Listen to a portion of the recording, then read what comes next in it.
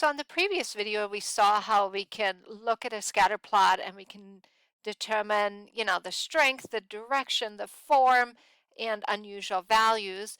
However, it is somewhat subjective how strong the linear relationship is and so on. I'll give you guys an idea in some of the graphs later on.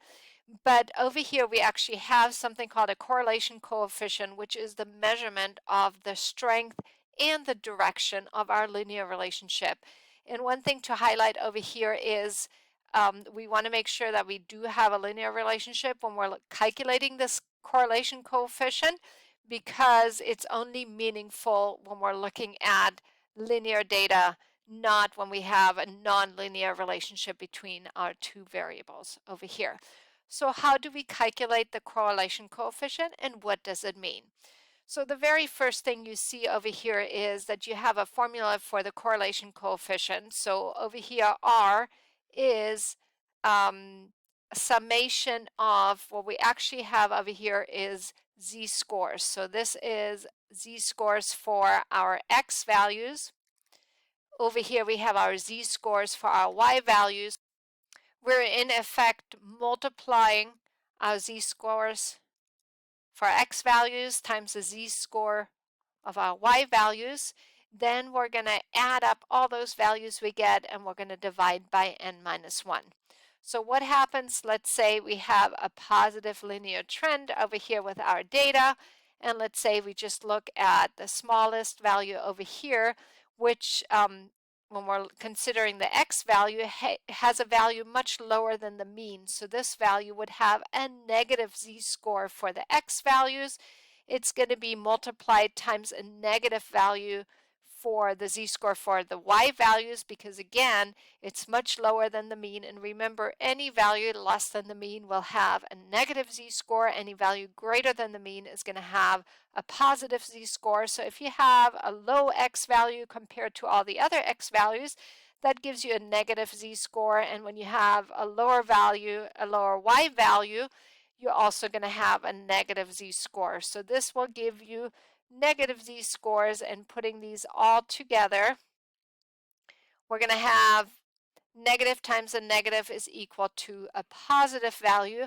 On the other hand, something over here that has a very large z-score for the x value multiplied times a very large value for the y values is going to be also positive. So no matter where you look on the scatter plot over here, we're going to add a bunch of positive values, and therefore we get a positive correlation coefficient. If, on the other hand, we have negative linear correlation, so our values, go kind of the opposite way with a downward trend, over here we have a value that is significantly less than the other x values. So we have a negative values for the z-score for x, and then our y value is much bigger than the others, so we end up with a positive value for the z-score for the y, and when we multiply that, we end up with a negative value overall. And on the other hand, over here, when we're looking at the bottom value, this one has a negative z-score for the a positive value for the x values, but a negative for the y. And again, positive times negative gives you a negative value altogether. So when we add a bunch of negative values, we end up with a negative correlation coefficient. So that is how R tells you the direction. If R is a negative value, that means you have a negative trend. If R is a positive value, that means you have a positive correlation. Next, let's look at the requirements. Most important, we have to make sure we look at quantitative data. So both x and y have to be quantitative. That allows us to calculate the mean. It allows us to calculate the standard deviation. And, otherwise we would not be able to even put it on a scatter plot. So that's our first requirement. We must see a linear trend in the scatter plot. The R only calculates the linear correlation coefficient for our linear relationship, and if we have other underlying relationships, we will not be able to see that from the correlation coefficient itself. Correlation is very sensitive to outliers. because we are calculating z-scores, and in our calculation of z-scores, we use both the mean and the standard deviation, and both are sensitive to outliers. And therefore, both our variables should be approximately normally distributed. So really, in addition to drawing our scatter plot, we should also look at a histogram of each one of the variables to verify that they're both approximately normally distributed. And later on, we will look at some other plots, such as the normal quantile plot or the QQ plot. So what are some of the other attributes of the correlation coefficient? So the first thing over here is the correlation coefficient is a number between -1 and +1.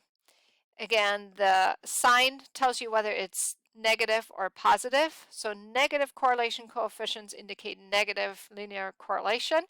Positive correlation coefficient indicate positive linear correlation.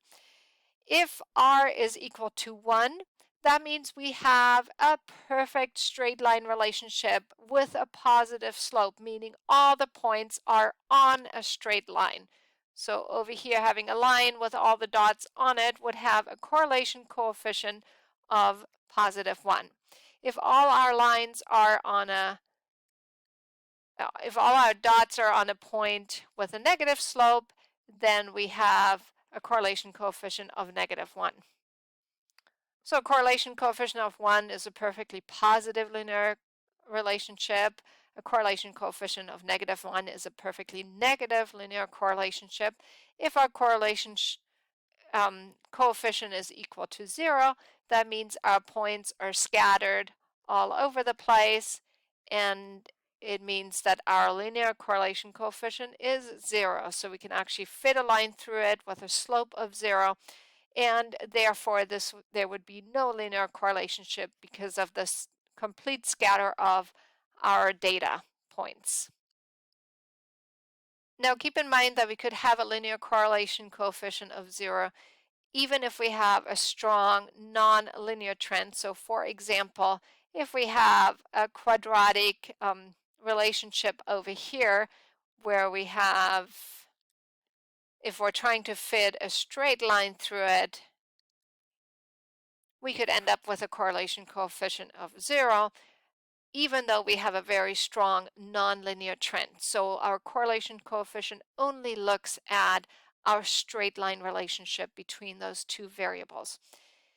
And one last thing to remember is that our z-scores do not have units. Our z-scores do not depend on the units of x and y.